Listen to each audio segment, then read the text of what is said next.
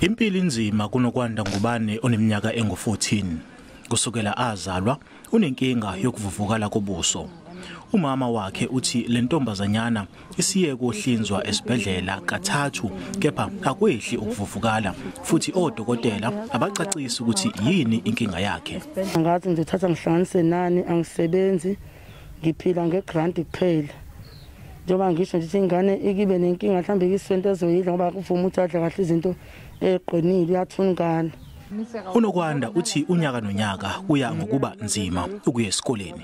Ngisaba kodwa khona ke bengithanda ngesikoleni.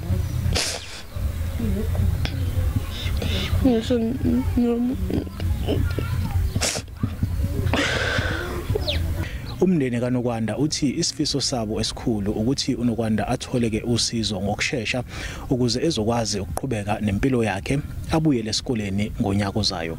NginguSimphiwe Makhanya wezindaba ze SABC ngiseNew Hanover.